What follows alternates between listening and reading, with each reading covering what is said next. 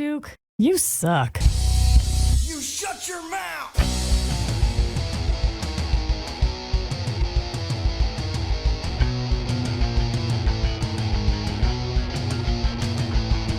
Welcome to the Duke You Suck podcast. And now, Duke Durango. Hey everybody, welcome to the Duke You Suck podcast. I'm here with my good friend, special guest, Stampede PWA alumni, one of the most entertaining men I've ever seen in a wrestling ring, Dusty Adonis. Welcome to the show, buddy. Well, thank you for the really nice introduction. I've been watching your podcast here for a while now on YouTube, and to finally get to be a guest is a huge honor for me. Oh man, thank you so much. Thanks for coming on. Like, it's, to just give me your time is very gracious, and I really appreciate it. Well, actually, I kind of been thinking that you've been kayfabing me for a while, because he asked me early on, and then I don't know if I was kayfabing you or you were kayfabing me, but finally worked out. Well, I kind of had a lineup of guests the way I wanted to run through, and then there were sort of things that came up, right? There was, like a COVID one that sort of jumped up in the middle of nowhere, and then the one I did with Wavell and Sequin.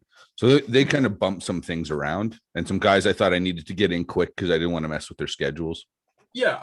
So, but yeah, it was kind of like I knew I was one of those, knowing I have guys like you in my hip pocket is nice, Yeah, because I know you on, but my internet wasn't working properly, so I was kind of busy with work at the time too, so I just really couldn't commit at the time. So right, good things. Okay, so let's do a little catch up. Let's play a little catch up. So, because I do want to talk about your wrestling, especially how abruptly you stopped wrestling and hurt my feelings, but that's different. We'll come to that later. So what are you doing now? Like, you're definitely under the, hey, who the hell talks to Dusty Adonis anymore? Yeah. Well, I still keep in touch with a few people, so over the years, but yeah, I did kind of fall off the face of the earth. The fans want to know what you're up to. That's for sure. Thomas and David miss you. I got a funny Thomas and David story. Actually, I got quite a few. I want to hear them right now, but anyway, so yeah, I'm the manager of a canary seed plant for AGT Foods in Eston, Saskatchewan. So that kind of keeps me busy, and I live on you could pretty much call it a funny farm. 3 dogs and 10 cats and 3 horses and 10 chickens, and every day is an adventure out here. So yeah, and I never thought I would live this life, but I started dating this girl, and she was big into the animals, and then here I am now, because I was like a counselor in my hometown, eh? Right. And running on a lot of committees and yeah, just like a counselor. So I was representing the town and doing all that volunteering and stuff, and I really enjoyed that. But because I had a house in town, but then when we moved to the farm here, this acreage, then I wasn't allowed to be on it anymore, because you actually have to physically live in the town. So I had to quit all my. Oh, okay. Well, I used to be like probably the most known face in public at a time in Eston, but now I'm pretty much a recluse and never leave my farm, and almost nobody ever really sees me anymore. Is that right? Hey, so there's just rare Dusty Adonis sightings in town. Rare. Yeah. Yeah. Well, and that's so how let's come back to being a counselor. I mean, what was that like? Especially like you say, I mean, I know what I hear about you in Eston, like you were the big face in town. So then to become a counselor, did it help you get things done? You know what I mean? Well, here's the thing. Like, when I moved back home, when I lived in Calgary, I moved to Calgary to be a wrestler. And then I moved back home because, I built a big enough name, and they were going to start paying me to travel now from my, because it's a 5-hour drive. So that's a big gas mileage thing. And so I moved back home, and as I was, 25, 26. I think it's important to get out and volunteer for your, for your community. And so it just started out, I was like on the rec board, and then they needed some people to run this thing called Kids Sport Bingo to make some extra money so I and then I just took it like to the next level, and right. Show. And so we had it every week, and different themes every night, and we raised a lot of money. And good for you. And then because we have our own channel in our hometown, like people and there it is. And so then I also started a talk show on there too, and I interviewed people. It was called This Week in Eston, and it was pretty good. And then when they see a volunteer, then they're always looking for volunteers. And like at the time, I was always single, never had kids, and a lot of my friends, were married with kids, and they didn't have the time that I had. So I ended up being almost on every committee in town. So Next thing you know, you're the king of the town. yeah, and all the time for election, I was like, well, might as well give this a shot. And then I didn't know when I became a town councilor that I think it was like 9 months later, I ended up moving to a farm. Oh, okay. So it kind of ended abruptly, but yeah, it was a good run. Right. That's awesome, man. That's awesome. Okay, now let's wind way back. Because you're somebody, I don't really even know your backstory. Do you know what I mean? As many times as we sat in the locker room, I don't really know like how you broke in. In my head, I was thinking about you the other day. I thought, okay, I think he trained with Bad News is what's in my head. So yeah, tell me how you got into the business. Because obviously I'm looking behind you and I've seen pictures before you have. If people don't know, Dusty Adonis has by far maybe one of the coolest wrestling rooms I've ever seen. A tour. Have you ever had a tour when you're on one of your shows? No, let's do this. Let's do the Duke You Suck Cribs episode. Okay, let's see. I just got to figure out how to turn it around. Okay, there we go. Can you see now? Yeah, I can still see. I got to figure out how to flip the camera. Sorry, I'm not real technologically savvy yet. Yeah, me neither. This is just kind of I don't want to go too fast, but I got like this first iPad thing going on. Okay, and this isn't all your stuff because I've seen way more. Oh, this is just one room, Duke. This is just the beginning. That's the life-size Stone Cold cutout. Oh yeah. We even got a life-size Dusty Adonis cutout too. Well, that's the best thing in the room right there, buddy. We got everything in this place. That is dynamite. That is golden. Oh yeah. So a few years ago, I was working out in my home gym in my town as well. So but it was always busy. Right. So I ended up when I moved to the farm, there's another town like 10 miles north. And they had a gym there and nobody was ever working out there. So I started going to the gym there and then they decided one day they're going to redo the roof there. So they closed it for like 2 months. So I had no place to work out. So I just went out and pretty much bought all my own weights. Right. And built a gym in my basement. So as you can also a huge mark for myself. As you see, I have all my t-shirts up and yeah, you know what, man? I don't care what anyone says in the wrestling business. You're either a mark for the business or you're a mark for yourself, but we're all a mark somehow. Oh, I'm a mark for the business. I'm a mark for myself. Like I live, breathe wrestling. And I just, I love it. So, that's where I've loved it since I was 3 years old. Right. There was another. And where did you first see wrestling? Like, how did you get exposed to it at 3 years old? Oh, it was just on like Saturday morning Superstars, I guess. Okay. And I just flipped through the channels and I saw it, and then I was just immediately addicted. The minute I saw it, it was like these larger than life, let's say, holy cartoon cow characters. So, yeah. I saw it. And then I bought one action figure. I think my first one was Greg the Hammer Valentine. The big rubber LJ. Yeah, you bet. So yeah. But I can remember when they first started making wrestling action figures, right? I'm that many years old. Oh yeah. I was right. I'm not that old yet, but so anyways, yeah. So then I started collecting them, and really all I can ever remember wanting to be since I was a kid was a wrestler. And there was another wrestler actually from Eston as well, and he wrestled for Can-Am Wrestling. Oh, is that right? Who's that? 7 years older than me. His name is Devin Fielding. Okay, I don't know if I know who that that is. If you know him or not. I don't think I know the name. Oh, okay. Yeah, so he like would hung out with like Beef Wellington, and I think he was kind of friends with Jericho and okay. Kind of came out of that era kind of thing. Rick Titan and whatnot. Right. Yeah, that was a little before. That was kind of what I'll call the generation of guys before me.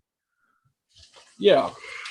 So anyways, Yeah. So yeah, so that's a lot of wrestling stuff. Like, I don't know if I know anybody with that level of I'll call it passion for wrestling.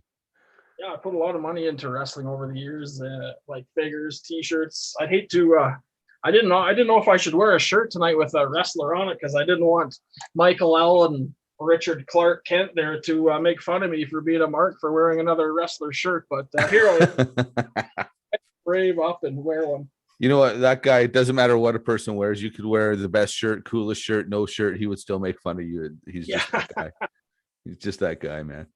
So how did you get into the business? What made you decide to sort of pull it up, move to Calgary and get in there? Well, this guy he went away and he became a wrestler for Can-Am, Right. and then he kind of got out of the business and he knew that I wanted to be a wrestler. So I moved to Calgary. That was always the plan. As soon as I graduated, to move to Calgary, which I had planned. I made arrangements. I was moving to Calgary, but you wouldn't believe it. Like, to go to Calgary is like 4.5 hours. But when I was about to leave, 45 minutes away in another town called Kyle, Saskatchewan, So Damn Insane was opening up a you bet school in the town. So it's like I could have actually stayed. And so anyways, he opened up his. Yeah, and I could have. He's a hell of a showman in his own right, you know. Oh, he is. He's a great guy. He's got a restaurant, and I go there sometimes and have a visit with him. He's a great guy. You know what? I was thinking about him. I'm sorry to cut you off. We'll come back, but we went through Kyle one time. We didn't wrestle there, but we just passed through on a road trip, and he had us all to his restaurant. And he says to me, how many grilled cheese sandwiches do you want? And because I was going grilled cheese and soup, and I'm thinking like grilled cheese sandwich, like a regular piece of sandwich bread. No, he brings me 2 grilled cheese sandwiches. These things were like this big and just these massive. I just started laughing. I was like, I'm sorry, man. I'm telling you right now, there's no way I'm going to finish this food. Like, yeah. But yeah, the hospitality he showed us was unreal. He's a great guy. Yeah. Okay. Sorry. So anyways, you back to your, you could have trained in Kyle. Yeah. So I could have trained in Kyle, but I ended up going to Calgary, and so I moved there in about 2001, and it took. Can you tilt your camera a bit? I'm getting a lot of you're cutting off the top of your head. How's that? That's good. Thanks, man. Sorry. That's beauty. Yeah. Perfect. So yeah, I moved to Calgary, but it took like 3 or 4 years because I searched around and there really wasn't anything that I could find at the time. I heard like the Heart camp was like $3,000 to go, and I just didn't have that at the time. Right. And then so this Devin Fielding guy, he called me out of the blue one day and he said that he was promoting a show in Whitehorse, Yukon. And he said, I know you want to be a wrestler. Why don't you come along to this show? I'll book you on the show, even though I'd never trained. I'll book you on. And you can, spend the life of a wrestler for like 3 days and see if you like it. Like, he was just booking me in a battle royal, right? And yeah, you bet. And so, yeah, he picked me up. I went to the bus depot at like midnight on a Wednesday night with Steve Rivers. We drove to a Greyhound, took us to Edmonton. We picked up JD Michaels. And then these 2 guys, I don't know who they were. We got in their van and they drove us 24 hours from Edmonton straight to Whitehorse, Yukon. Holy cow. Welcome to the business, kid. Thursday, I think it was. Yeah, Thursday night at like 7. And we went straight to the bar. Like, the bar was the hotel. And so we were there to promote it and stuff. So we got there early, us 3 guys. And then Davey Richards was on it too. He got there early too. Okay. So the 4 of us kind of partied that night. Then all the other guys, it was mainly guys from ECCW. Right. Okay. Out there, so like Scotty, Mac, and those kind of guys were all on it. Then Jim the Empire was on it, Honky Tonk Man. Wow. And so anyways, I got to that before the show, they kind of had me training in the ring, just learning to bump because I was just going to be in a battle royal. So anyways, yeah. You remember what the first, excuse me. Do you remember what the first bump felt like? Oh, yeah. It damn near killed me. Yeah, I'll never forget the fire that lit in my lungs the first bump I ever took. Well, I'll tell you, in that battle royal, all those guys knew I was a rookie, so they all lined me up and chopped the living shit out of me. Oh no! And then finally, Jim Neidhart spotted me, and I thought, oh God, he's coming over here. He's just gonna lay into me. He comes over, pushes all the guys aside, and gives me like this fake like neck thrust thing. Didn't even touch me. Right. It's the greatest. He's like, okay, time to go over, kid. So then he threw me over the top ropes. So he pretty much saved me from From a chop fest. Yeah, that's pretty cool though. You know, he sees a young guy in trouble and looks after him. Because I'll be honest with you, I don't know whether I would have come and helped you or laughed. I don't know what I would have actually done. You know, to be honest. So I got back from this trip and I just, I had the time of my life. I'm signing autographs. I did a radio show. I'm like, this is the life for me. So I get, and I just moved to this new area in Calgary, kind of off 37th Ave Southwest there. Okay. There used to be a World Health Club. Anyways, there's a casino there now. But Ali, the great Ali there. Yeah, you betcha, man. Yeah, the man they hail. Yeah, he had a wrestling school out there, and I'd found out about this at my gym there. This guy named Highlander who I'd seen wrestle. That hobo. Yeah, and then I said, "Oh, you're a wrestler," and he's like, "Yeah," and I was like, "I'd like to be a wrestler." He's like, "Well, there's a wrestling school like a block away," and I'm like, "Really?" So I went there. And I just learned there was other guys training there, and I just kind of got in the ring. I think I went to that building. I know the building you're talking about now, actually. And then anyway, Stampede ended up training there. Right. So they were training there, and then Bad News was training there. So I'd go watch the Stampede classes all the time, and I'd talk to Bruce or whatever. And then I would go and watch the Bad News classes too. And then one day he just asked me if I wanted to start training. I'm like, absolutely. So I got in the ring, and then at that time it was like Gamma Sang, Junior, and Big Raj. So, right. So I trained with them. That was how was the training pretty hardcore for you? I know Junior was telling me that it was Gamma Junior was telling me it was pretty rough. Oh yeah, it was hard. Like, cause we would have to do I'd always kind of learn going to the gym, you just kind of lift weights. So That's all I ever really do. And then we'd go to this and we'd have to run. And then he'd get out cards, and black cards were squats and red cards were push-ups, and whatever the number was, you'd have to do that. And all kinds of that were super hard. That's hilarious. But it totally does get you in shape. And then we'd wrestle after that. So yeah. I loved it. Well, that's people don't understand that, they look at wrestling and they want to attack it at its weakest point and say, well, it's all fixed. They don't understand how, we took, from people that might be watching that don't know, a body slam's a bump, and we take 25 bumps to warm up.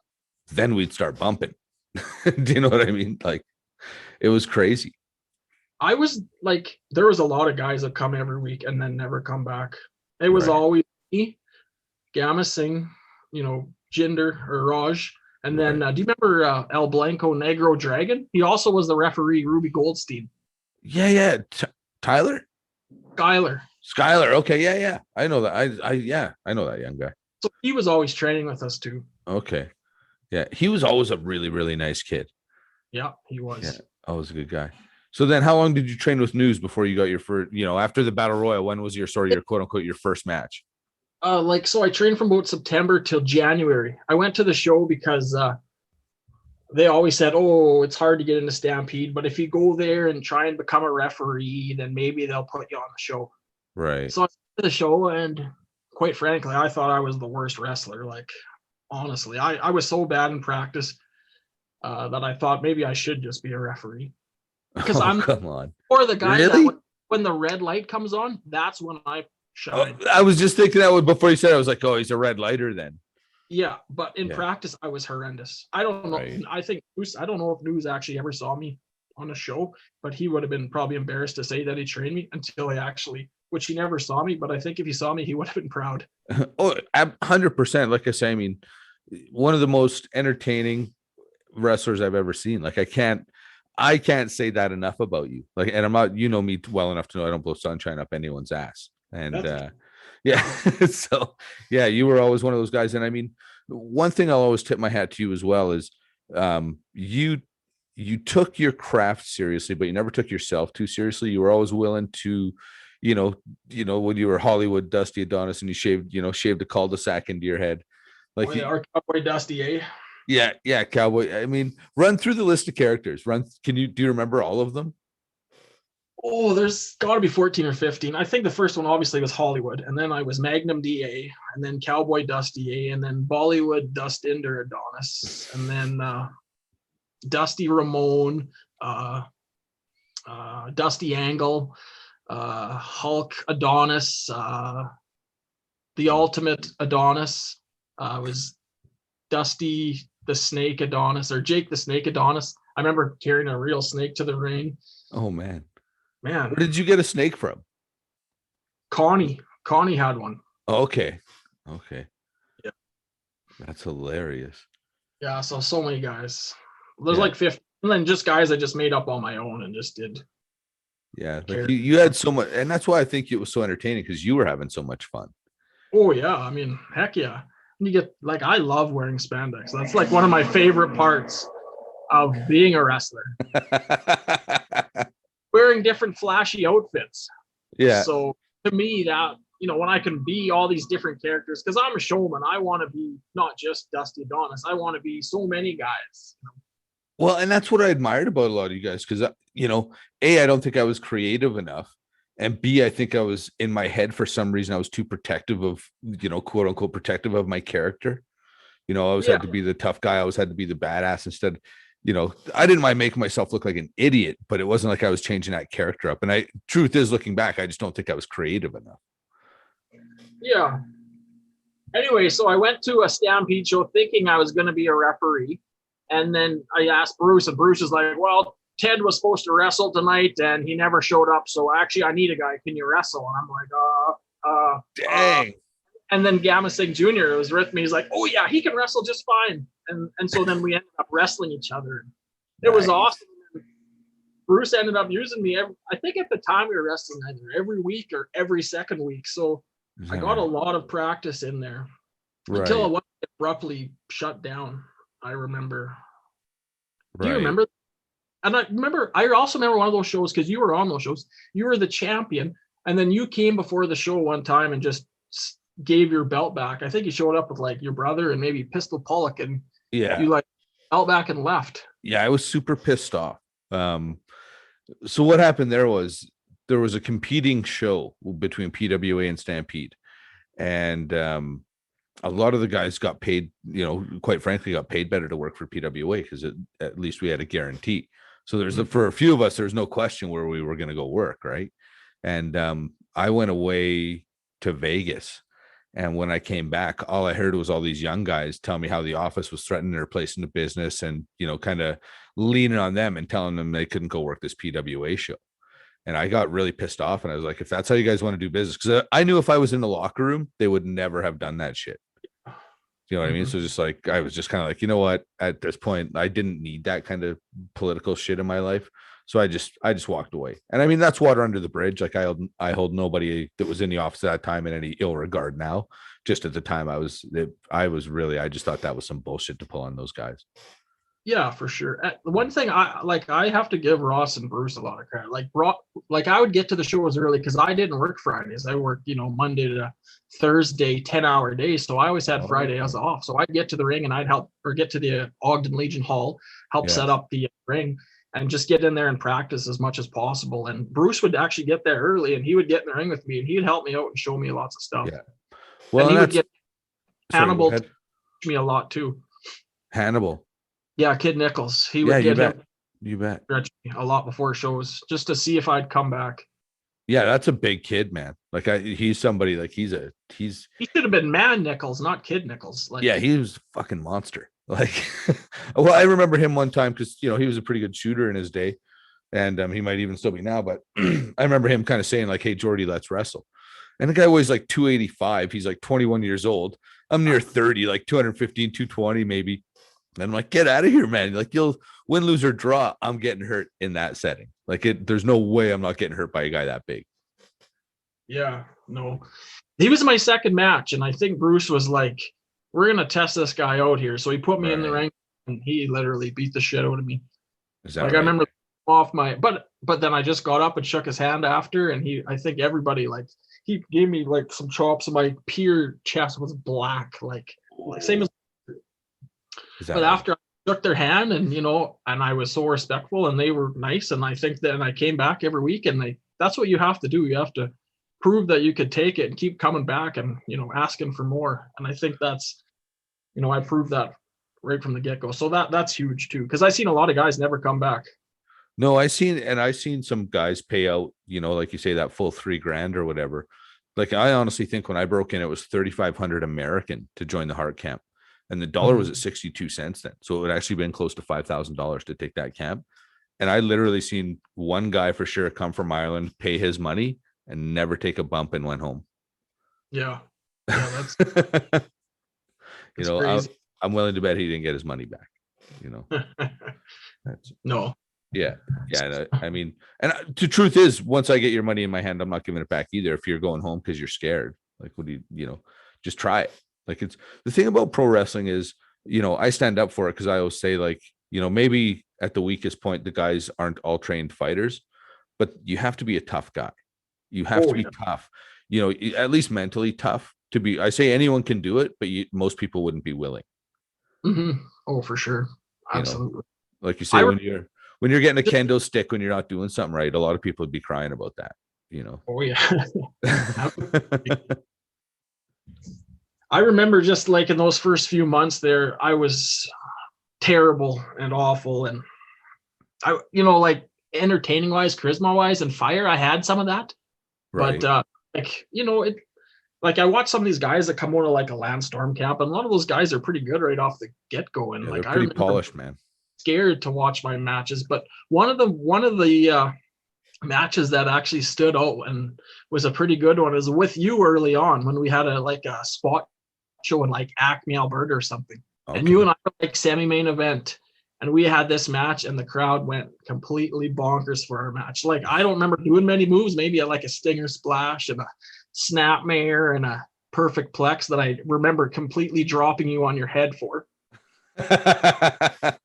The place was like bonkers, going nuts like crazy. And I remember coming after the match, everything, Natty was just like telling us that was just such a good match. And they're, do you remember that? No. Oh, it was a doozy. Because I remember dropping you on your head and you're like, yeah, that didn't feel good. And then I remember a few weeks later, we had a one-on-one match at the Ogden Legion Hall, and you gave me like your Geordie Plex thing, and you purposely, I think, dropped me on my head too. So it was. I can honestly tell you, I might have got a little excited on the arch, but I can honestly tell you, because I dropped Pete Wilson on his head one time really bad too. And I never intentionally dropped anyone on their head. Receipts, I always say receipts come around unintentionally sometimes. On my head. Maybe it was like on the back of my neck, but I was like, right. I'm sure that was for the perfect flex. You thought that was the receipt. Yeah. One time Phoenix Taylor did a moonsault and his hip rolled across my face off like he was on the top rope. And he landed on his hip on my face and broke my nose. So yeah. Yeah, I'm drinking the Irish whiskey. Cheers, buddy. Yeah, cheers, Guinness. Cheers. Good to chat with you. And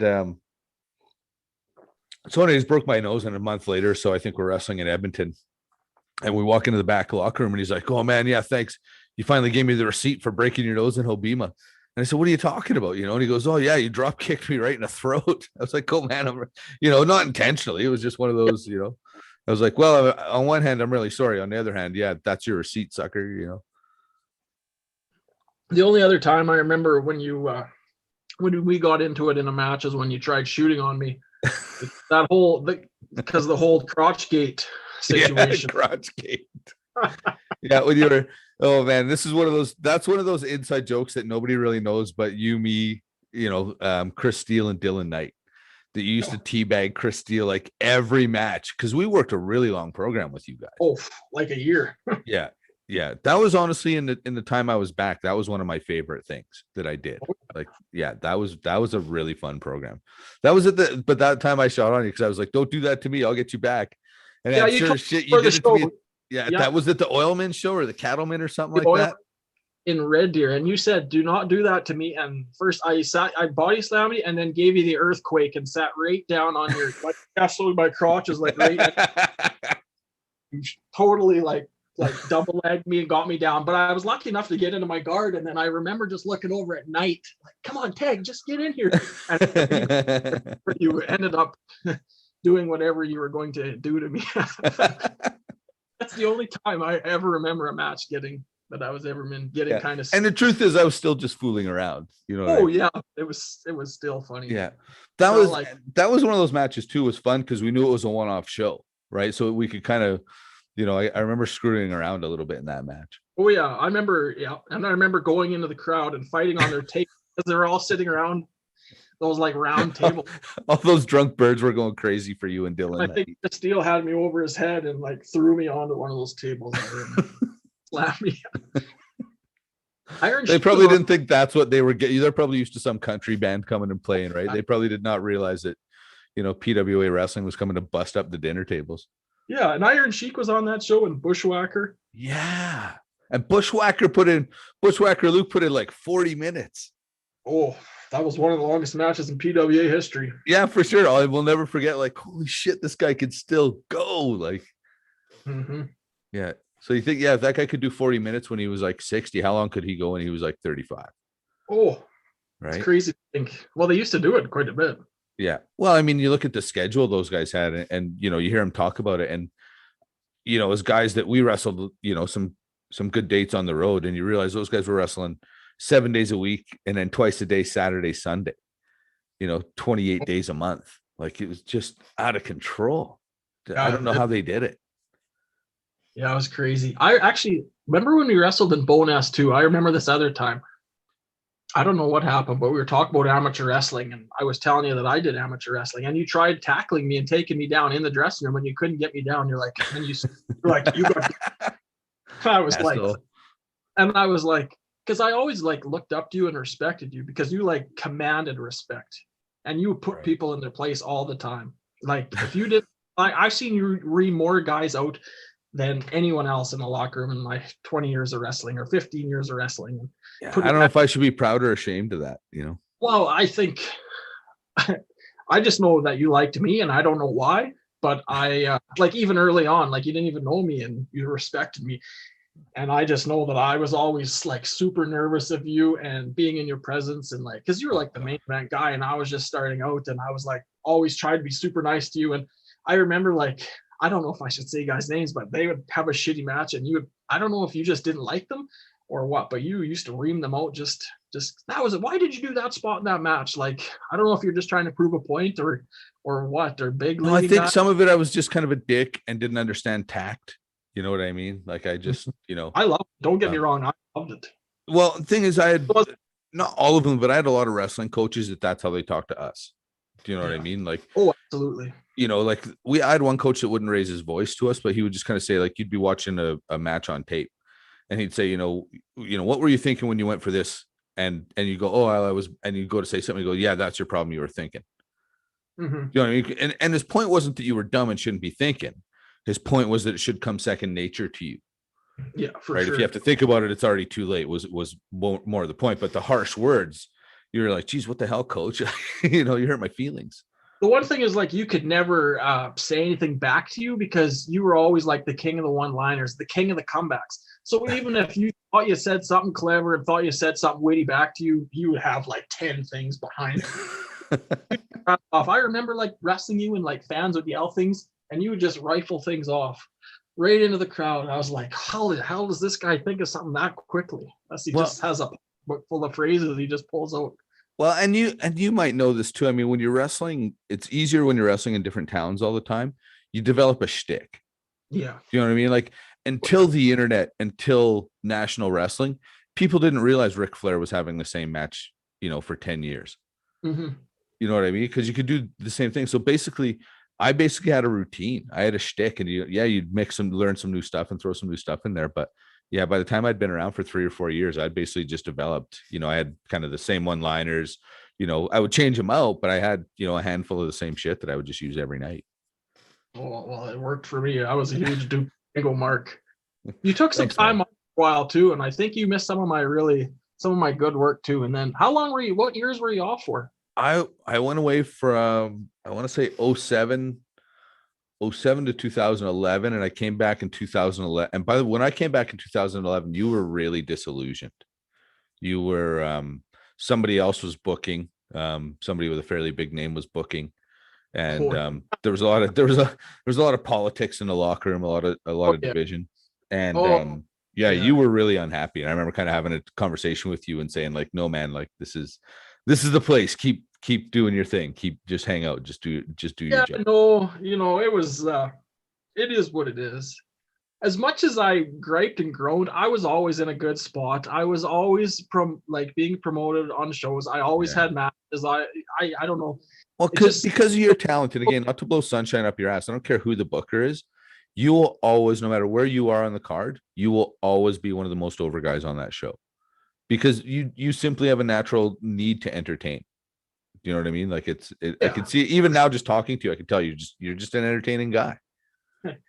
So, okay, this is what I said to that guy. I said, before the game, I said, everyone used to go out there and have the best match we could possibly have. Now that you come, you put all these restrictions on us. Only match is allowed to be good is the main event. Before, everyone is allowed to have a good match. We're allowed to do whatever the hell we want. And maybe there should be some restrictions for a part. But I thought before he came, the shows were amazing. When he came, I thought the shows kind of went in the tank. And then when he was gone, they kind of got better. Because I said, no, we need to go out there and have the best match we possibly can. And he was mad. And I heard him say this legit on his podcast one time with another guy. I don't want to say his name. Yeah. Well, I don't want to I don't want to bury anybody, right? I'm not looking for clickbait. Exactly. Yeah. And I've had a lot of interactions with him since too. And they're all good now. It's all right. Water Bridge, and he said that what I said to him in the locker room one time on that podcast. And I just completely just laughed my ass off because it's true. Yeah. Well, and I mean, the thing is, to me, the best way to tell if the booking's working is the draw. Do you know what I mean? And I have no problem when I was working at PWA, 2001 through 2006 and 7 there, we were drawing, there was nights we were drawing 800 people with no, what I'll call big names on the show. The biggest names on the show would have been, Harry Smith, who was, 4 or 5 years into his wrestling career at that time. So we were the draw. And then, okay, so then wrestling starts to wind down a bit after 06, the draw, next thing we're drawing 400 a night. And then I come back in 2011 and we're drawing like 100 a night. Yeah. You know what I mean? And so that to me told me there was something wrong, like something was going on. Mm-hmm. And you go in the locker room and that was really disappointing thing to me was about just kind of how the locker room, because the thing that kept me wrestling for so long was the locker room. The one thing is, like, the booking aside, I tried to be friends with everyone. And I always thought through my career that I was friends with everyone. And I don't think I had any enemies. So I was friends with the Lance Storm guys. I was friends with the Calgary guys. I was friends with the Edmonton guys, because there was a huge division at that time. For sure, man. Yeah. Well, and I don't want to minimize this, right? There was a group of us from the dungeon that were a little stuck up because we were from the dungeon, right? I won't make any bones about that. And did we really inflict that on people? I don't think it was anything, we weren't walking around the hallways like Cobra Kai, kind of threatening kids or anything, but we were a little arrogant about where we came from, for sure. Oh, I always say anyone who trained with those dungeon, those guys are the best bumpers I've ever seen.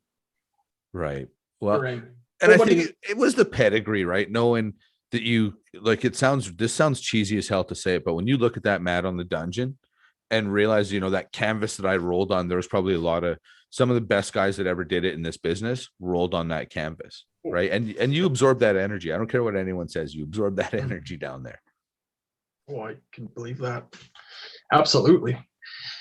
Yeah, actually, they were talking about these. Long story short, those guys on the radio were talking about ghost stories because they think they have a ghost in their studio, and it's right up. Actually, that I don't know if you know that there was a TV station right by the Hard House, just up the up the hill a little bit. Yeah, that's the studio they're in. So yeah, they were asking, what it could be, and one of them's like, "Yeah, I wonder if it's an old ghost of someone like Stu Hart, stretched to death in the basement, kind of thing." Oh yeah, that's Did good. you get stretched down there? Did you work on the dungeon? Oh, so they had sold the house then. Oh, okay. Hey, actually, this was even before I was a wrestler. I went on a trip with my brother somewhere, and we came back. And I'm like, "Have you ever been to the Hard House?" And so I figured out how to get there, and I drove there, and we just walked inside. There was a guy working on it outside, doing some kind of carpentry or something. And I walked in, and I was like, I looked around, I found like a fork and a knife on the floor. So I toured the whole house, walked around. It looked like somebody was living there too. And then I told some people this story later. I think it was maybe TJ or Natty or Dandy. And they told me it was Smith actually who was living there. And there was nothing. in that house at the time. Yeah. Cool thing is Smith would have just sat down and bullshitted with you. Yeah, exactly. Yeah. So it was cool just to say that I did get to go to the Hard House that one time. Right. It was a wild place. Like it was one of those, it was so cool because it was so old, right? I think it was built, I want to say 1915, 1918, and they just built shit differently then. Like that house had some class to it. I read all those books, like the Stampede books and the Stu Hart books, or the Owen Hart books, or the Bret Hart books, the Bruce Hart books. I read all of them, so I know a lot of the history, and I take pride in the history of Calgary. Like growing up, like Calgary was like the mecca of wrestling for me as a kid. So going there, training, and starting to, when I started wrestling, and like all of a sudden Bruce and Ross Hart are like my promoter, and then I'm meeting like their nephews and stuff. To me, that was like, I felt like I was in heaven. That was an amazing time. Oh, and I definitely feel you. Like there was, definitely growing up in Calgary and growing up watching Stampede Wrestling. And, there was a time when I was a kid, you would be leaving the city and the only thing up on top of that hill were CFC and TV in the Hard House. Mm-hmm. Like for the longest time, you could just see that house from the road. It was the only thing up there. So then, to finally get to a point where, my path takes me into Stampede Wrestling. And like you say, you're standing in the basement with Bruce and Ross Hart. I remember Bruce, watching them live so many times and just thinking like, holy shit, I'm actually standing at the Hard House with the Harts, wrestling in their basement, drinking coffee in their kitchen. Like it was a surreal experience. Oh yeah. Yeah. Stampede, she came to my hometown like in 1988 and either 87 or 89, I can't remember, and did some shows. And I remember being 5 and 6, I think, and I went and watched, and Owen Hart was on it. And is that right? A lot of the big names, and yeah, I was in the old rink and stuff. And so for me to be a kid, and then finally getting to live my dream out, it was, I can, not a lot of people get to live their dreams, and that's the one thing I'm so proud of. I maybe never made it to, WrestleMania or WWE, but I had 2 shows in my hometown, and everybody came out, and to me that was my WrestleMania. And just making it up, even at PWA Stampede level, to me that was my WWE. I never needed to go further, and it never broke my heart that I did. I felt like I made it. Well, you're somebody like me. Like I kind of got into the business for the wrong reason. I think you got into it for the right reason because you loved it. Do you know what I mean? I got in because I was an amateur wrestler, and the Hearts told me I could make a living wrestling. So it was like, oh, okay, if I can make money and keep wrestling, then I'll try this and do it. And it was something I absolutely fell in love with. And I tell people all the time, people say like, did you make it? Well, I guess you have to define your level of make it. Because when I got in, I didn't know what make it meant. Because for me, make it was, am I going to make a living wrestling? Yeah. Right? And for a few years, I kind of made my living wrestling. So in a sense, I did live that dream. But there's different measures of success. You're one of those guys that, maybe you didn't go to the WWE or Japan or whatever, but it didn't matter where you wrestled. You were a champion everywhere you went. And that's a solid measure of success. Yeah, that's how I feel. I feel like I made it. I feel like I was a champion a lot of times, and I was always high up on the card, and people paid money to see me, I think. And I think that I like to think that I made it. I think that I was successful. Sure, my name will never be in WWE record book or anything, or I won't be on the WWE network, but that is fine with me. Like, I have this legacy that I had in PWA and Stampede, and the friends I made along the way. To me, that's the most important thing to me, and I'll have that forever. Well, and that's, people ask me, do you miss it? And don't get me wrong, I do miss the physical, I do miss kind of kicking the shit out of a guy and getting the shit kicked out of your back. Like there's something I do, I did enjoy about that. But what I miss the most is just sitting back with guys like you and Dylan Knight, sitting in the locker room, bullshit and having a laugh. You know what I mean? I like showering with you. That was my favorite thing when I was do handstand in the shower. That's what I miss the most, the showering. Yeah, the showering. So yeah, you'd always come in. Me and Steele had those benches that just face the shower. You'd come in, just shower, just, hey boys, just. I'd purposely just go into your locker room just to shower naked in front of you. Those are the memories I miss the most. Yeah. And I don't know if this makes me gay or whatever, but you notice Steele and I never left. No, I know. We never ran away. I still talk to Steele. You know, he's a Saskatchewan boy too, and Yeah. Oh, I know. I've been to his hometown. Like I had family in Saskatchewan. I know where Oh. Unity is. Yeah. yeah, I've wrestled in Unity. Bill Bell had a show there. Were you on that? I can't remember. I don't think so though. Because it was in my hometown, and then we went to Steele's hometown. We Yeah, did I definitely didn't wrestle in your hometown because I heard those shows were sick. Like I heard those were good shows. both shows were uncanny. Yeah. WrestleMania. Yeah, the Eston pay-per-views. Yeah, exactly. Well, yeah.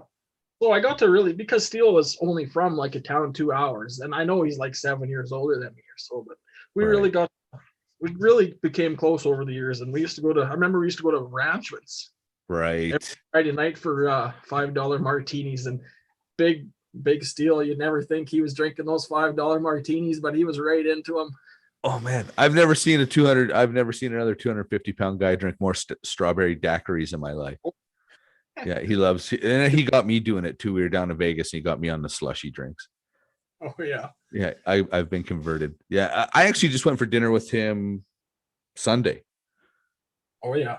Yeah. Nice. Yeah. So I still see him all the time. He's one of those guys, man. He's so quiet. Like people that don't know him don't know what a good guy he really is. And he'd be mad at me saying this, but he's one of the best guys I met in the business. Like he's really just a genuinely good guy. He sends me pictures now of him pretty much buck naked just because he's on that new diet or whatever. Right. So he's all shredded and stuff. But I remember I needed a ride in the beginning when I first started wrestling for PWA. I needed a ride up there, and I was getting booked on the shows.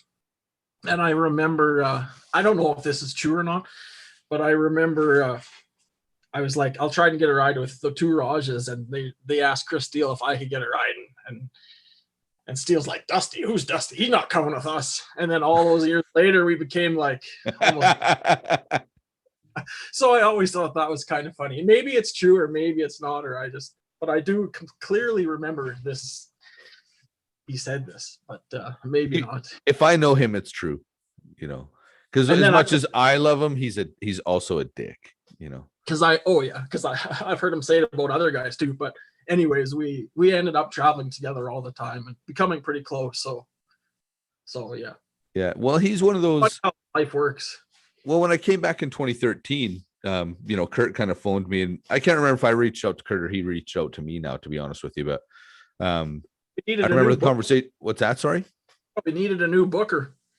I kind of said I'd come back when the other guy was gone. So he called me and just said, Steele's been off for a while with a groin injury. He wants to slow down. He just wants to work tag. Do you want to do something with Steele? And we knew each other. I mean, obviously we traveled together a little bit with Stampede and worked some matches, but we didn't know each other real well. We just, we kind of came up together. And then I just remember, 2013 started traveling with him to pretty much every single show. And we became really, really close. Like he's definitely somebody I consider my best friend now. Like I have nothing but love and respect for that guy. Before I had moved back to my hometown, I used to travel with him, and we'd stay at that his friends who was the cop in Edmonton. Yeah, we'd stay every weekend, and we'd go to the bars and stuff and just have a wild time and out to Diamonds. Oh, I never. I shouldn't. No, I don't remember going there. I just remember like the Cook County Saloon and. Okay, which one was the rail car? Do you remember that bar that looked like a rail car in Edmonton? Did you ever go there? Nope. I can't remember what the hell it was called, but yeah, we went there a couple times. Greg Pollock peed outside there one time. Yeah, bouncers were rude to us when we were walking in, so he peed outside when we were leaving. Yeah. So now I'm gonna ask you. I don't know if you don't want to talk about it, that's cool. It's not a real deep personal question or anything, but when you stopped wrestling, it came as a real surprise to me. Like I don't know if you talked to anybody else about it, but I was really, really surprised when you stopped wrestling. What led to that? Well, so in the back of my mind the last year, because what did I move? 2009. So I stopped in 2015. Right. So I'd been traveling, I was wrestling, twice a weekend. Yeah. For 5 years, 6 years, traveling back and forth. And I was just kind of like, I don't know, the travel was getting to me. Here's another thing. Like I'm so injury prone. I've had so many injuries wrestling. Right. And the body just never seems to heal when you're doing it twice a week. Like I remember tearing my rotator cuff and I couldn't do bicep curls for 1 year. And I never went to the doctor or anything. I just didn't do really working out. Like you could probably see sometimes when I wear a little Speedo and didn't look like I was in the best shape. And I dislocated my shoulder 9 times in matches and like again. And it was just kind of getting old. And I didn't really tell anyone. I just was like always in pain, and just the traveling. The travel's the killer. Those 5-hour round trips are murder. It's fun to go there, and then I'd always party after, and I'd be hungover traveling home. And it just got to a point. I loved it for so long, and I had done it. I started in 2005, so I guess I only wrestled for 10 years, and then 2015. You mean only 10 years? That's a lot of bumps on the bump ticket. Like that's a lot. Yeah. Oh, for sure, for sure. And we did a lot of shows early on too. Oh man. Yeah. And I remember my first kind of little while with Stampede, we had one kind of round of shots that was 68 shows in 72 days. Oh yeah. I did nothing like that, but that's I couldn't imagine. That's how we learned how to work. Mm-hmm. Right. You get literally every night to see what works and what doesn't. And the other thing, going to your point about Bruce Hart, the way he would take an interest in you. He did that for me as well. Like he would book himself as the guest referee. And then he would ref my match as the guest referee and tell me what to do and when to do it. The guy literally hand fed me how to wrestle. So if I turned out to be dog shit, it's all my own fault because he did everything he could to make me decent. Yeah. And so, like the traveling was getting to me, the bumps and the wear and tear was getting to me on my body. Like I'm not the best athlete. I've never considered myself a good athlete. I was never the best at any sports or anything. And then just the wear and the tear, like honestly, my genetics obviously aren't as good as other people's. I got hurt easier. And even when I remember playing hockey, I got hurt too a lot. I never missed a show. Don't get me wrong. I never missed a show. I always. Yeah, honestly, I don't remember hearing any of this. Like your shoulder problems, you've never complained about. This is the first I'm hearing of all of this. Like I had no idea. Sometimes I would tell a guy before the match, just don't touch my shoulder or whatever. Like just try to do some things with it. I would tell, but I think wrestling you, I felt safe and okay. I didn't need to say anything. Just more the reckless people. Yeah, young guys. They're not reckless. They just don't know. Yeah. And another, like I had no problems like in my personal life or anything. That had nothing to do with it. It was just the tear. Yeah. And I got promoted at my job to manager. Okay. And then I bought a house. And so then it's like responsibilities piling up now. I have bills to pay. When I started that job, I was like, I need weekends off. And they're like, yeah, no problem. Then I became the manager and I was like, well, what if I have to work, Yeah. And I was just tired of the grind, like honestly. It's hard, man. And that's what I give you credit. Like I had to drive an hour and a half each, 3 hours each way. And I hated it. Like I would complain bitterly about it before I had to go. So 5 hours, I don't know how you did it every week, Yeah. And that's the thing. If I get hurt seriously, then how am I going to pay my bills? Yeah. So I took that in consideration. One thing that really angered me was that I never became PWA champion too. So that kind of factored into it. I seen so many guys, not that I felt I should have had one run. It didn't have to be a long run, but I felt that I should have had a run. Yeah. And I felt that I deserved it. I can see that. I understand that. And I told Kurt this years later. Right. And he said that I never wanted to put the PWA title on you because I felt that you were always a guy that you didn't need the belt. You were your own attraction. And you know what? That might sound like he's full of shit, but there's logic in that. There's absolute yeah. Like I appreciate 100% that having the respect of the promotion when you have that title, that to me is a show of respect, but also the fact that you don't need a title to be over. You're the king. That's true. That's true. And when he told me that, I respected that too. Yeah. Well, and I'll back him up though, really and truly. Like you're one of those guys, like once you get the title, you're so over, it's hard to get the title off you, without turning you heel as champion, that kind of shit. Yeah. Well, thank you. Thank you. You've been saying a lot of nice things about me, by the way. Well, so. well, you know, man, you're one of those guys again that, you know, we spent a lot of time together, but we didn't you know, a lot of it was just bullshitting about wrestling, or, you know, usually I was making stupid jokes. And I don't know if you ever realized how much I respected your work. You know, it was you. I don't know. I don't think so. I always respected you. That's the thing. Like, well, and please know it's mutual. Say that really makes me feel good, actually. Well, to me, you were always something different than everybody else on the card. You brought something so, like, you were, a lot of us were entertainers. You were a showman. And that to me separated you from all of us. Right. Like, it's, you know, that in itself too, you know, to go back to your point, because I don't have a dog in the fight, so I can go back and forth, but that in itself too is maybe a reason why you should have had a run. You would, sometimes a guy doesn't need the title to be over, which is definitely your case. But I've also said that a guy should already be over before he gets the title, because then he can elevate the title. And now that I'm sitting here, you know, kind of thinking about it, yeah, I think I can safely say you would have elevated the title. You know, it's more of a respect thing, I think. It's I see that way is more, but like I said, all of those things weighed into it. And I wasn't like I was just going to quit. I was like, so I had that match we had our year long rivalry. And then the Killer D's broke up. And then so me and Dylan Knight, we had our little feud. And then I wrestled BVD in Calgary, I remember, because that was my last match in Calgary.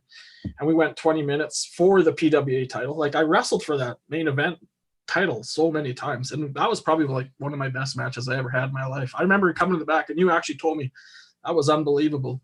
Right. And I remember that. Well, at least I didn't yell at you and tell you it was bullshit for a change, you know. You say it to other people, so I wouldn't have been talked, but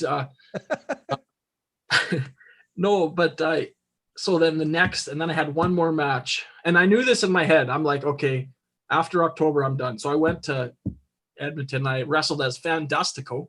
Remember that? Yes, I do remember that. Yeah, against Fabian Ribeiro, aka Gamma Six Jr. So then I knew after that match I was done. I told Kurt I was going to take a break. Right.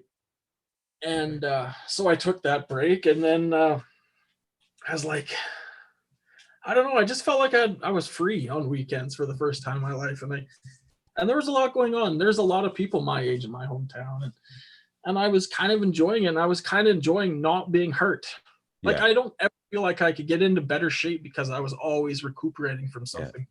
Well, there was a time I remember for 2 years, you know, you wake up in the morning and you point your toes point your toes as flex as they can go and stretch your hands up as tall as they can go.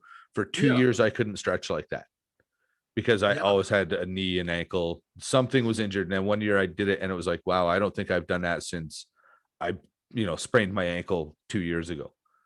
So I see your point. Yeah. And people don't understand that, like how much this business beats the shit out of you. And I've had a few matches sparingly here and there. Like, I've come back. I've had 2 matches in PWA since then. I've wrestled for that CWE. Danny Hanush had a show in Kyle. I went and wrestled at that. So I've probably had 5 or 6 matches since then. But so do you remember that show? You're in it too, actually, called The Match. Yeah. The documentary. Absolutely. Yeah. You bet. So we had the premiere in Edmonton. And then we had my premiere in my hometown too. How was that? Oh, it was awesome. Yeah, was it pretty cool? All those guys, those directors came and stuff. That's neat. So we played that, and then they played a bunch of clips of just me. Right. Didn't the video, and then we played. I was in backyard wrestling too, right? Yeah. I had my backyard wrestling league that I promoted in my high school years.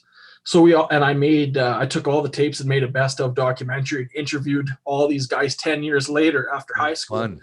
And I put that together. So we had like the premiere of the match, and then the clips, it's called Who is Dusty, that didn't make it. And then the video that I made.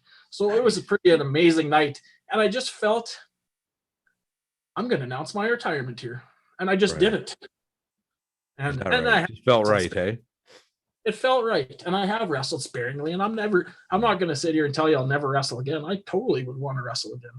Right. And I feel like I'm in good enough shape, and I could go to PWA and have a match, I think, and be fine. Yeah. Well, I mean, and that's the thing is once you know how to work, you can get it like, I always say like people, one of the criticisms you could make against me later in my career is like, well, he didn't do a lot because I didn't have to. You don't have to. Do you know what I mean? So, I've I had remember matches a lot. what's You that? know, Sorry. I've had matches where I did a lot, and I've had matches where I barely did anything but shake my ass and look at the fans a certain way, and I got just as much, if not more, over doing that. Yeah. Yeah. And so Right? once you have that, I think that's how people say, like, oh, how can Ric Flair work into his 60s? I mean, he still was taking pretty crazy back body drops into his 60s. But at the same time, I mean, you don't have to do that crazy shit because you just know how to work the crowd. And that's Exactly. something I wish a lot of the young guys, like I look at the young bucks in particular. I don't know how much today's wrestling you're watching, but Oh, those guys, like oh, they get so much out of a crowd working a crowd. They mhm. do so much crazy shit they don't have to do because they could just, and I think they're guys that, you know, as talented as they are, I think they're going to have reasonably short careers because you can only do that to your body so much, you know. Oh, absolutely. But they're executives now, so they don't even need to wrestle anymore. Yeah, they're wrestling out of love now, and that's hats off to them too. Because I mean, I've chirped a little bit that style of wrestling for sure, and it's I don't respect that style. Like I yeah, remember Chucky was always wrestling like crazy, and everybody yeah, was always saying to him, "Oh, that style's not going to last. That kid ain't going to be able to." Now look, he's still doing the same thing. yeah. Well, and that was the one cool thing about Chucky is he's, he for better or worse, he knew what he wanted to do and wouldn't sacrifice his art for anybody, no matter what we told him. Right. And so you could say, like, you could take the perspective of, he didn't respect veterans that told him what to do. And you could look at it that way, or you could also look at it and say, this kid isn't sacrificing his art for anybody. And that's the way I look at it. Did himself, and I think you can't take that away from him. He knew No. what he could do, and he just proved everybody wrong. Yeah. You know what I mean? Yeah. And I don't take anybody's style away. That I don't judge any wrestling. I think any wrestling, there's different art forms that people like. Like you might not like Bray Wyatt's character. You might not like the zombies on that pay-per-view. You might not like a lot of the intergender wrestling, which I've done a lot of intergender For wrestling. you've definitely more than anybody I know personally. I'm a former Stampede Women's Pacific champion, by the way. I'll have you know. I'll have you. Yeah, exactly. That Yeah. was a huge thing for me too. Oh yeah, and I mean that again. There was a time I got asked to wrestle with a girl, and I said I'd wrestle with her, but I wouldn't put her over. You know what I mean? I was still a little bit wrong in that regard because it is just entertainment, and there was part of it where I wanted to be even somewhat realistic. But Yeah. as I get older and get a little perspective and realize now there's probably a few women out there that could kick the shit out of me, so I should probably just accept that. I love wrestling. I loved being the women's champion, and I thought I did well. Here's the story. I thought, like, remember in the Calgary Sun, that TJ Madigan used to Yeah, you write. bet.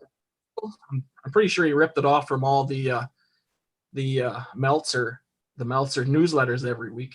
Right. But I never even knew who Dave Meltzer was at the time. So he would always say all the rumors every week. So I couldn't wait to buy the Calgary Sun every Saturday. Is that right? Hey, the behind the scenes, because Yeah. I didn't enter. Well, not that. the Yeah, TJ Madigan dirt sheets.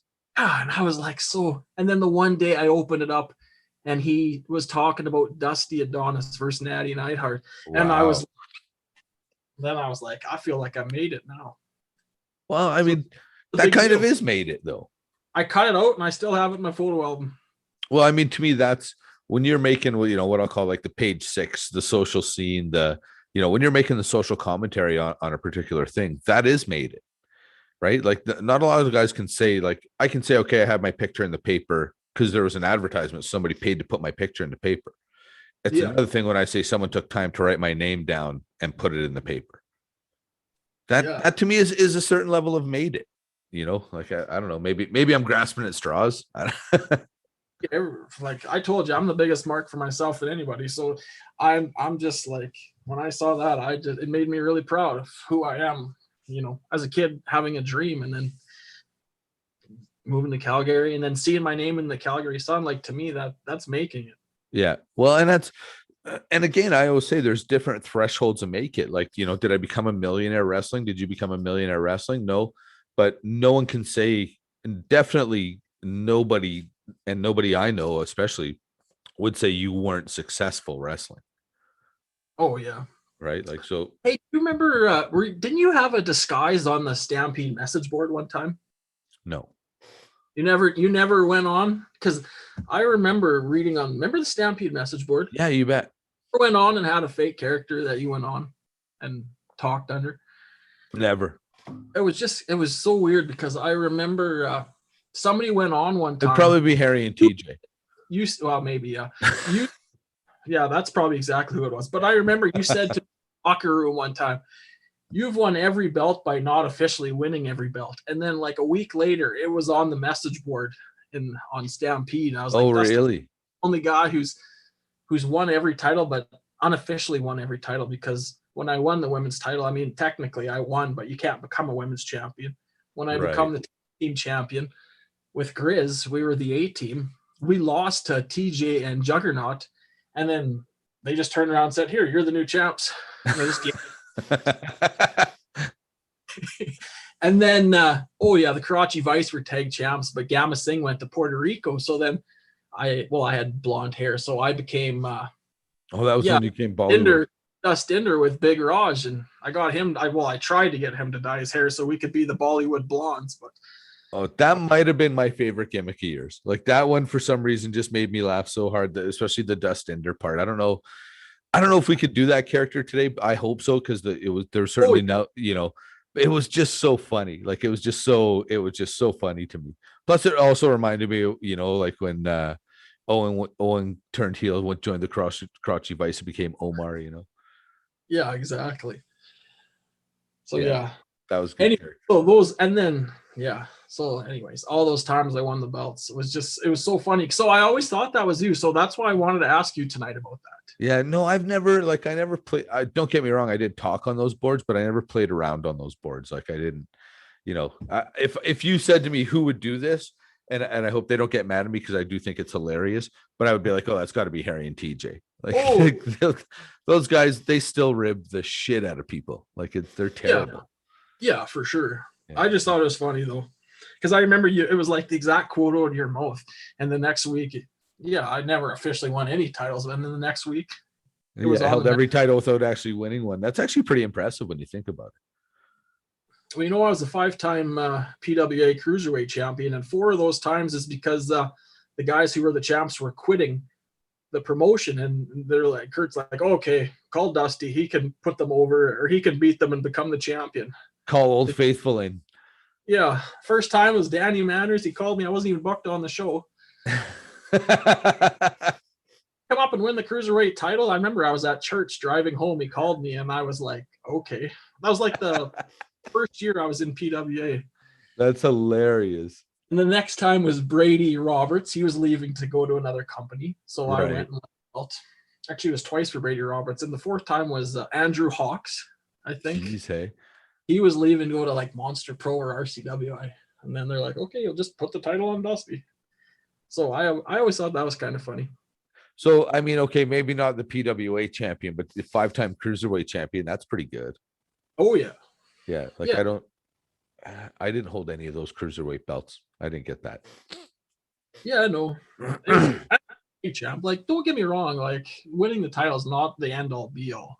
I could maybe go down as maybe the best PWA guy to never win the PWA title, you know what? Truth is, I kind of didn't know you never had a run with the championship, but, and again, no disrespect to anybody that never held it, but I would say that's pretty easily, I guess I would have to see the list, but I can't think of anybody. Okay, let's put it this way. If you're not the best guy to never hold the PWA championship, there's still nobody better that didn't hold the PWA championship. There's 2 other guys, Ravenous Randy and Apocalypse. I don't think they ever held the belt. But I don't know if they wrestled in PWA as long as I did either. I'm not sure about that, but they also are 2 guys that totally could have been champion. Right? Yeah, now that you say it again, I'm surprised APOC didn't.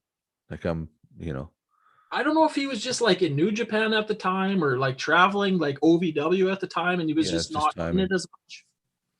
Yeah, or maybe I'm sure I had a run with the tag team belts with him. Oh yeah, early on, I think, before my time. Right. Okay.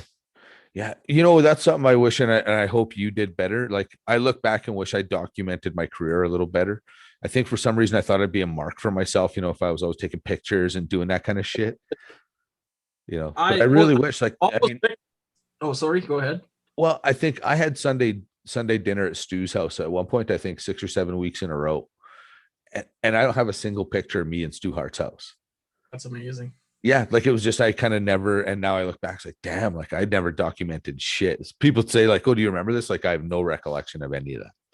I remember my first 100 matches. I wrote every one of them down, how much I made, where it was, how long it was, who won, and then I just quit. And I was like, man, I wish that was like 2 years into it. And I was like, I would love to know how many matches I have. I have no idea how many matches I ever had. Well, I had it figured out one time that I worked over 1,000 shows. Yeah. And I knew most of those shows we worked twice, because you remember what it was like working for Stampede, right? If you were doing a spot show, you'd go on the road with 10 guys, work 4 singles matches or 5 singles matches, and the main event would be a battle royal or a tag match, right? So I'll tell people like, yeah, I worked 1,000 shows, but I probably worked 1,800 matches. Oh yeah, absolutely. Oh, what was it? I'm just trying to think what we were talking about. Oh yeah, so remember Diamond Dawn? He would take all those pictures. Obviously, that's where Crotchgate from, but I kept all those pictures and all those discs or whatnot. So yeah, I have all those. If I could find my old wrestling bag, it's in my house somewhere. But I know there's probably like 20, 25 of those picture discs in that bag. And I got them all printed off. So I mean, I can honestly say I can pretty much go back and see pictures of my entire career, which I'm thankful for too. And maybe you didn't have the internet back in your day too, as much as it is now, like in the last years where people would tweet or Facebook pictures of the show, fans and stuff, and tag you in it. I can remember being in, I don't know if you know Ruffy Silverstein, you might know the name, but going to pick him and Highlander up to go on the road somewhere, and them telling me, do you know who Trent Walters is? Nope. Is that name familiar to me? Okay. He's a guy from Edmonton that very early on was kind of almost like a wrestling reporter, and he would report all the Stampede stuff on something called the Alberta Pro Wrestling Message Board. And I can remember those guys saying like, oh yeah, Jordy must be paying Trent Walters because he, Trent Walters has him listed as the best wrestler in Alberta, number 1 in the top 5. And I can remember saying like, what are you talking about? Like I had no idea there was wrestling on the internet. I literally that's how new the internet was when I started. Mm-hmm. You know what I mean? Like YouTube was definitely not a thing. So there's a lot of our matches that I have around. Like I have old Stampede tapes from taping it off TV, but a lot of our old matches, like I have, the only place that you'll see them is I have a bunch of old Super 8, handy cam footage and shit like that. Like my first 200 matches are probably like that. I had a lot of that too. I remember like the first few years, and then PWA and even Stampede started recording the shows and making DVDs. Right. Yeah. I think was it Tim Stein that started doing that first? Tim Stein was, yeah. Yeah. Yeah. We were pretty lucky over the years. People like, I'll say the Tim Steins and say the Debbie Kinnikins and Rachel Ling in particular, that really, took a lot of pictures of a lot of guys that, without Rachel in particular, I don't think I'd have too many pictures in my early days in Stampede Wrestling. Oh, there's so many people behind the scenes that we should all be very thankful for over the years, because without them, we wouldn't be able to live this dream, really, if you think about it. Well, no, and I mean, like you talk about even the guys, like I'll use Jason Clevitt as a really good example of a guy who, was a reporter and would interview us and get us up on Slam Wrestling. And, he was personally responsible for getting me into the Slam, Canadian Wrestling Hall of Fame. So those people, I also say, like no one gives a shit who we are out here in Western Canada. So at least you have the Jason Clevitts, and I don't know if you know who Spencer Love is. He's a new young guy. I do podcast too. Yeah, I really, really, really like that guy. He is in the bathtub, actually. In the bubble. It his podcast in the bubble bath, and I considered doing yours in the bubble bath as well, but I decided, well, I've done it once. I probably don't need to be having a bubble bath with Duke Durango as well. I would have laughed my ass off. Actually, that's so funny. Yeah. So, I mean, and he to me is somebody that's really, like I've kind of recommended other people do his show because he's kind of asked if I could put him in contact with some other people I know. And I've Yeah. kind of said, like, if you're going to do anyone's show, do this, kids, because he really respects the business. You know, Yeah, he does. I don't think he knew me, but I don't think he knew a lot of me. I think he just kind of became a fan, just kind of as my career was tailing down, and might have been to a few shows. But right. yeah, I enjoyed. He was knowledgeable, and he researched, and he was he's fun to talk to. Yeah. Sure. Oh man, I went for a beer with him a little while ago, and he like his personality on his podcast and his personality when he's sitting across the table from me having a beer, he's exactly the same guy. Like he's just a genuine beauty of a kid. Like I really like him. So anyways, so currently you're running the farm. Actually, I got another. I don't know if you know this, but my girlfriend and I are having a child. I did hear this, and I apologize. I actually was thinking about it while I was eating dinner to make sure I congratulated you. October, right? That's October. Okay, see, so I did know I wasn't insane. Congratulations, man. I think you're going to be an awesome dad. It's a girl too, so I'm looking forward to that. My girlfriend's a barrel racer, and I was a wrestler too, and she thinks that this baby's going to be a barrel racer for sure. But I'm like, she's going to be a women's champion just like her old man.